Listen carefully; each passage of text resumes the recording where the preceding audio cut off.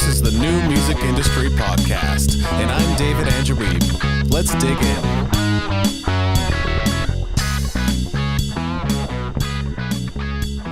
Today I decided to do something fun, and it's a presentation I'm calling Traffic Analysis 2016. First, I'm going to get into some of the things that I learned from building out my website, as well as how my website performed throughout 2016. Now, 2016 was a breakout year for the music entrepreneur, which is quite exciting, but that isn't to say that I have a ton of traffic. It's entirely possible that you have a website that gets more traffic than mine does. But what is great is that it's on a growth curve, and I'm excited about that.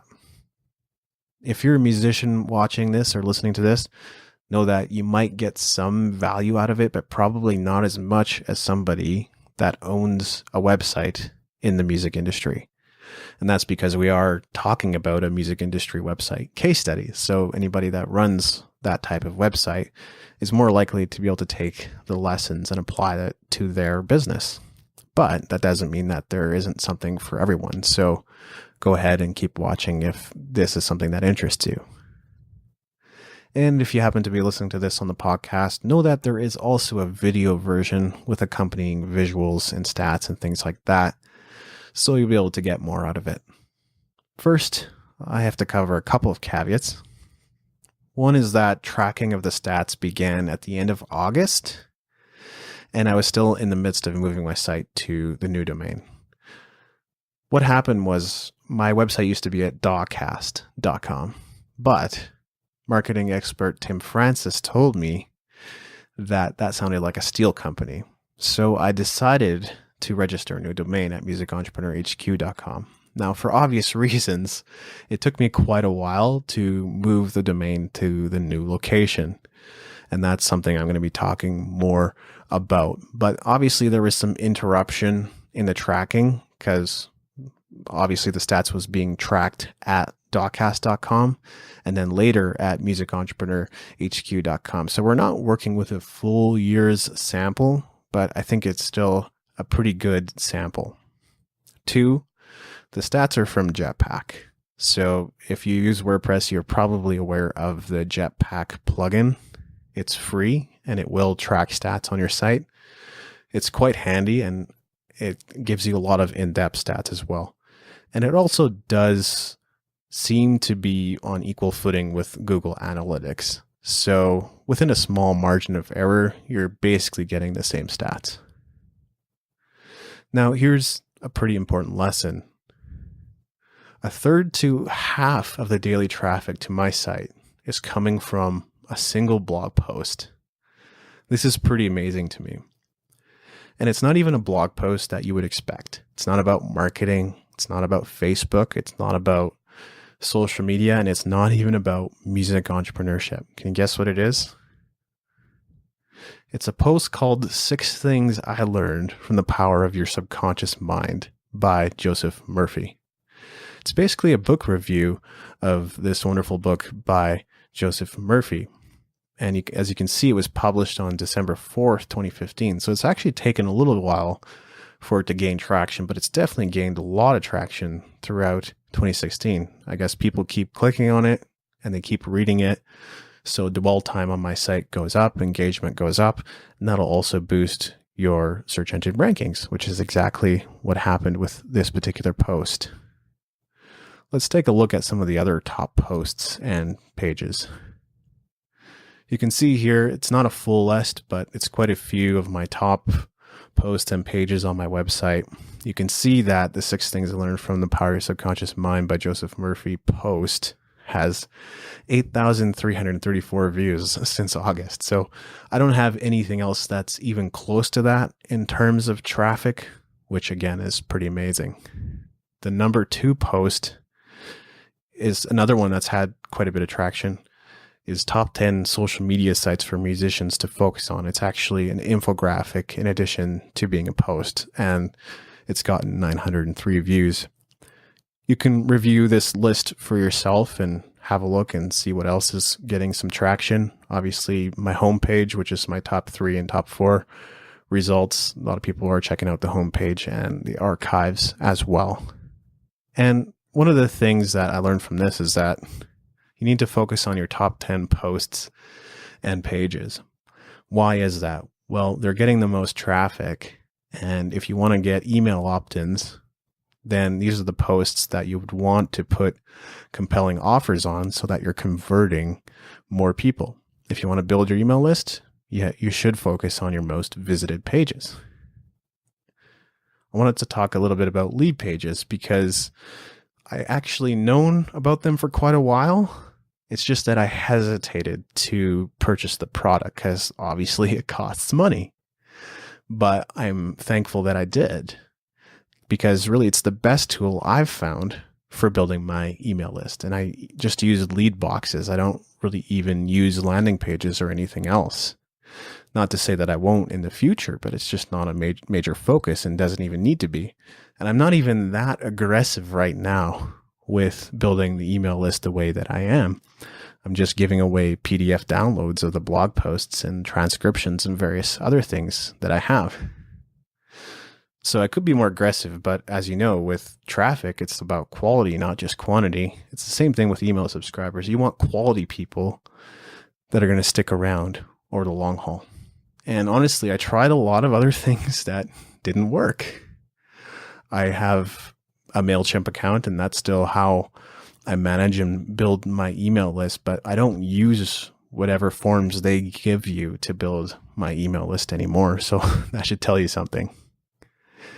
And even though I'm kind of promoting Leadpages right now, I'm not even affiliate. I probably should sign up as one and so I can start earning some commissions, but this is completely free promotion for Leadpages. And so that tells you how great of a product it is.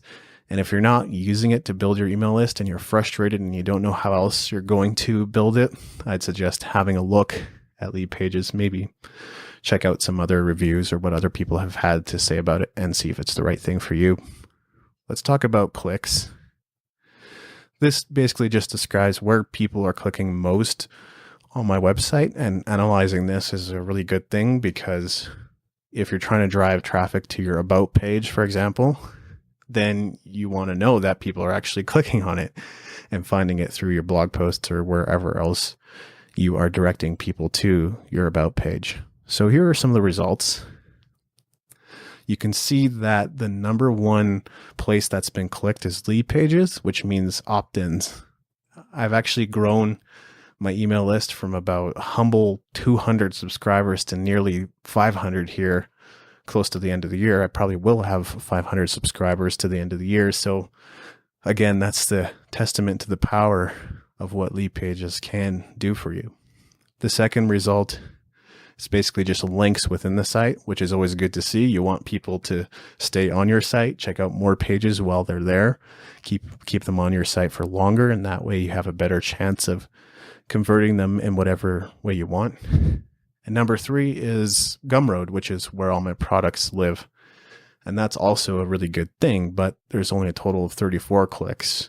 So even though it is my number 3, as far as number of clicks is concerned, it's still kind of low. So my goal will be to boost that moving forward and to increase that number so that I'm getting more clicks on products and more interest in them. And you can see some of the other places people are clicking, such as Amazon, in which case they're having a look at my book potentially, or maybe they're being forwarded over to an affiliate product. I want to talk about my domain name, like I mentioned earlier. It used to be dogcast.com, and now everything has been moved over to musicentrepreneurhq.com.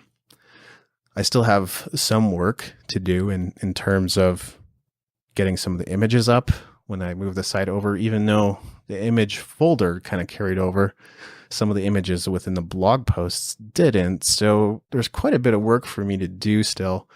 You have to update your links. That can actually be done pretty simply with a plugin called Search Regex. So I wouldn't even worry about that. So that's pretty easy. But changing my domain overall has led to more links from outside sources, more coverage from people who are interested in what I'm doing and want to hear about my opinion and thoughts on the music industry. It's resulted in more traffic. It's again, it's been a gradual increase. It's taken me time to build up to this point, but it keeps on going up. And it's also just gotten me more recognition. So it's really been a good thing for my brand. Now, this is an important lesson, because if you have a domain that really isn't that great, or if you're not happy with it, or people just don't seem to be resonating with it in the way that you intended, and you're thinking about rebranding and moving your site over to a new domain, I would definitely encourage you to do so. But just know that it is a lot of work, and I am far from done all the work that I need to do to optimize all the posts and pages on my website. I have so much work to do, but a website is a living, breathing thing, and you're never really done with it. Let's talk about the part that everybody has been waiting for, which is traffic sources. So this is simply where my traffic is coming from. Now, here are some of the stats. You can see that search engine traffic is number one, and that's not surprising because most of the traffic to the post I mentioned earlier on the power of your subconscious mind is coming from search engines. Now, I have been working hard to diversify my traffic, and I think you can see even from this list that I have been successful in doing so, but far and away, my top traffic source is search engines. That should never be a problem as far as, as long as Google doesn't derank me. And I don't think there's any reason why they should. It's not like I'm using black hat SEO tactics or anything like that. But preferably, you want sources that could potentially compensate for that difference should that traffic go away. You can see that my top social media sites is Facebook, Twitter, and StumbleUpon. People ask me a lot about social media, and you can see that I've had traffic from Instagram and stuff like that from that list, but it hasn't been a lot. And I often say, my top traffic sources for really any website and any niche that I've built so far from social media has been Facebook, Twitter. Others haven't really worked well for me. And I know they work great for a lot of other people. And I continue to experiment with everything, Google Plus and Pinterest and LinkedIn and all that kind of stuff. And that gets me a bit of traffic. But by far, Facebook and Twitter are my top social media traffic sources. So I'd encourage you to maintain your focus as well. Because if you diversify too much, you might get 1 visit, 2 visit, 3 visit here and there from other sources, but you're not going to get a lot. And unless your audience is very specialized and niche, there's really no point in going elsewhere. But again, experiment, figure it out for yourself. I'm not going to tell you what to do. And you can also see that some of the traffic has found its way over from my old domain at dawcast.com, which shouldn't come as a surprise. Obviously, I have it as a domain forward, so that's why. I can see that Music Goat is one of my top 10 refers as well. Thanks so much, Corey. Thanks for your support. He also did a testimonial in my book, or advanced praise for my book. So really grateful. Thanks for sending that traffic over. Thanks for listening. Make sure to go to musicentrepreneur.hq.com for show notes and other goodies, and leave us a review in iTunes to help us spread the word.